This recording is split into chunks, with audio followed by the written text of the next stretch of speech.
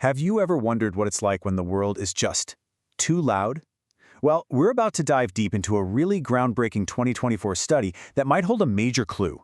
Think of it like a scientific detective story, one that starts with a single gene and could totally change how we understand a key symptom of autism spectrum disorder.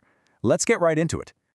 So this is the big question, right? For a lot of people, the hum of a fridge or just chatter in a room isn't background noise at all. It can feel like a full-on sensory attack. This is called auditory hypersensitivity, and today we're going to unravel the biology behind it using this incredible new study as our guide.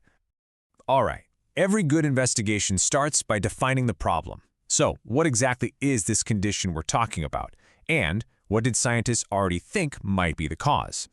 Here's the official clinical definition. And this isn't some rare thing. It's actually one of the most common sensory issues in autism spectrum disorder, or ASD.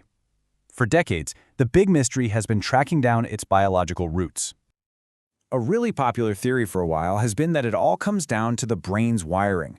You can picture it like a giant, super complex telephone network where some of the connections are a little faulty, causing cross signals or static on the line. But the billion-dollar question has always been, okay, which wires, and what's making them faulty in the first place? To figure that out, we need to bring in our lineup of biological suspects. These are the fundamental parts that make up the brain's wiring system, and they're at the very center of our investigation. First up, we've got the axon. The easiest way to think about this is as the brain's electrical wire. Every nerve cell has one, and its job is to be a long cable, zapping signals from one part of the brain to another. It's basically the copper wire of our nervous system. But, a wire without insulation? Not so useful.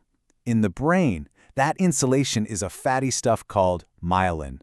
It wraps around the axon super tightly, making sure the electrical signal doesn't leak out, and travels incredibly fast and reliably. It's absolutely critical. And who's the unsung hero that actually makes this crucial insulation? That would be this amazing little cell, the oligodendrite, or OL for short.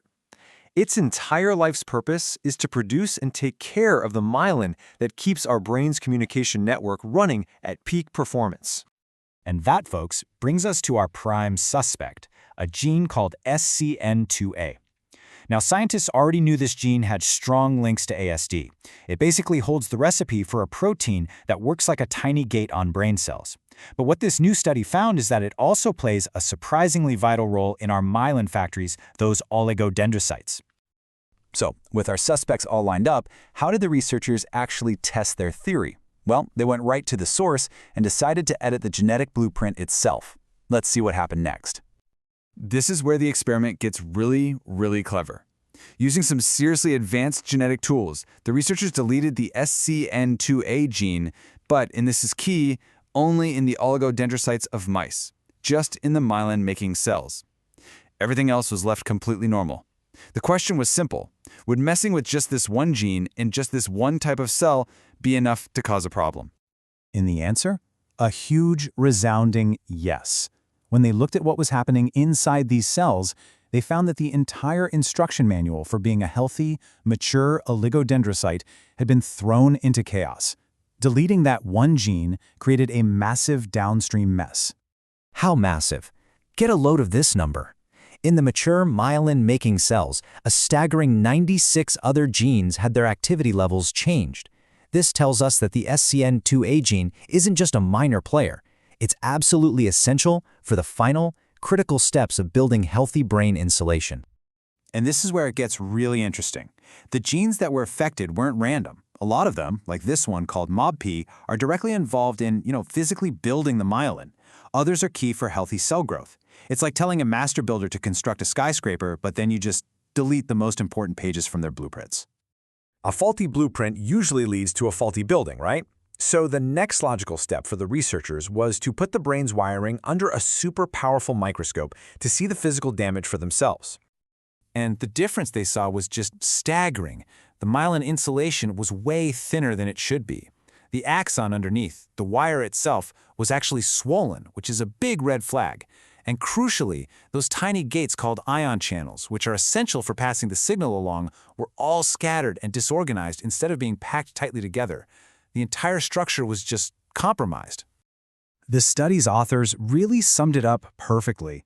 Taking out that one single gene, SCN2A, in those very specific cells kicked off a chain reaction that was profoundly damaging to the physical wiring of the brain. Okay, so we've got thinner insulation and totally disorganized wiring. You can probably guess what's coming next. The researchers had to flip the switch and test how well these faulty circuits could actually transmit a signal. And here's where the rubber really meets the road.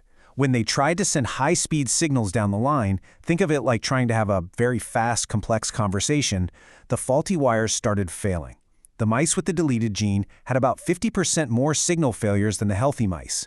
The communication was already getting super unreliable. But check this out. When they pushed the system even harder, the difference was just night and day.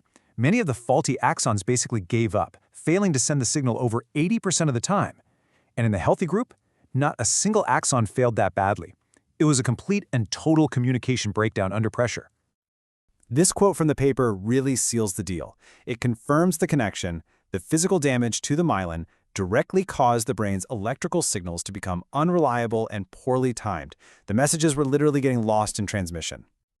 So, we've followed the clues all the way down, from a faulty gene to a messed up blueprint to faulty wiring and finally to faulty signals. There's just one last piece of the puzzle, connecting all this microscopic drama to the real-world behavior we started with. And here it is, the smoking gun. When the researchers ran a standard test for sound sensitivity, the mice with the faulty gene showed a much stronger startle response to loud noises. This is the mouse equivalent of auditory hypersensitivity. They nailed the connection. So let's just recap the whole detective story. This study lays out a remarkably clear chain of events. 1. It starts with that single SCN2A gene deletion in one specific cell type.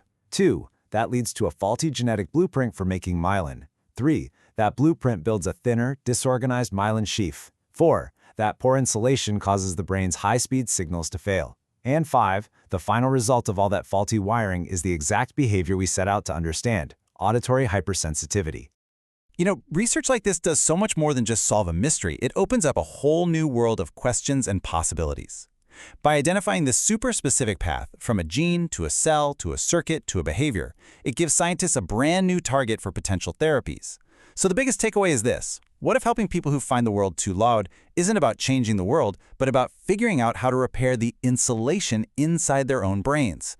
It's a pretty profound thought, and one that could really reshape the future of treatment.